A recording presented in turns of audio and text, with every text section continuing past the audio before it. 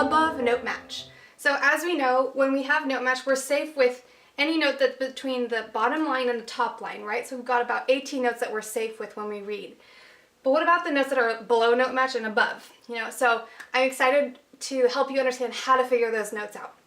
So today we'll be covering 5 spaces and 5 lines above NoteMatch. Here are the 5 spaces that are above NoteMatch. So you have G, B, D, F, A. And then here are your lines. I've numbered them as well. You have A, C, E, G, B. So I'll teach you all the notes in order, so all the spaces, and then I'll go through all the lines. And obviously there's more than 5 spaces and 5 lines, but once you understand how it works, then you can kind of figure it out on your own. So I'll also do a video where you can test yourself on that. So let's start with our first note. It's actually the first note above NoteMatch, G. So that one's pretty easy, right? Okay, so let's go to our next note. What is this one? So you see it's still a space note, and it's space number 1, space number 2. So you skip twice. So let's go to G. That's our first space note out of NoteMatch. And we're going to skip again to space 2, B. Okay, so now let's go to the next note. What is this one?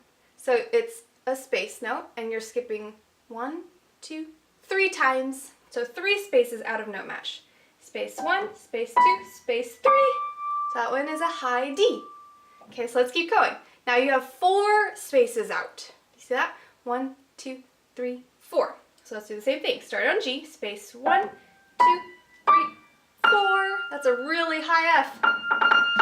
Okay, and then the last one, like I told you when we were doing 5, so this is 5 spaces out of NoteMatch. Can you count it? 1, 2, 3, 4, 5. So go to G, space 1, space 2, space 3, space 4, space 5. High A, super high A. So those are your space notes. Let's go to the line notes. So I actually find that the lines are easier for some reason, but so let's go to our first line. So do you see you have one little line out? It's called a ledger line. So one line out. The way I like to do it is I like to go to the highest line on NoteMatch, right? And since we know that when you go from a line to another line, you're skipping, well, all you're gonna do is skip once because there's one line. So F, and we skip once. A. So the one line is A. Okay, so how about this one with 2 lines? So you can count them 1, 2. So go to F, and that means you have to skip twice. Skip once, skip twice. 2 lines is high C. Okay, how about 3 lines? 1, 2, 3. So go to F, and then you skip 1, 2, 3 times, and that lands you on high E.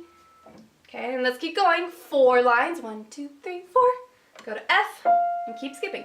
1, 2, 3, 4. That lands you on high G. And then one more. 5 lines. So 1, 2, 3, 4, 5 lines. So you're skipping 5 times. So start on F, the highest line on NoteMatch, and you're skipping out 5 times. 1, 2, 3, 4, 5. So that's a super high B. It's a lot.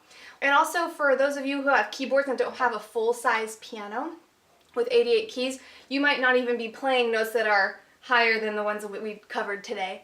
But it's good to understand how it works, because if you do end up having a keyboard with 88 keys, you can figure them all the way up to the high C. So I actually kind of want to figure out which one this is just for fun. So let's do lines. So let's go to the highest line. And we're skipping 1, 2, 3, 4, 5, 6, 7, 8. Oh, so this one, 9. This is a line note.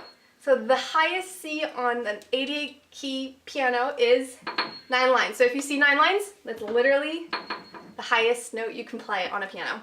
Anyway, I hope this video helps you, and I can't wait for you guys to try and test those notes out.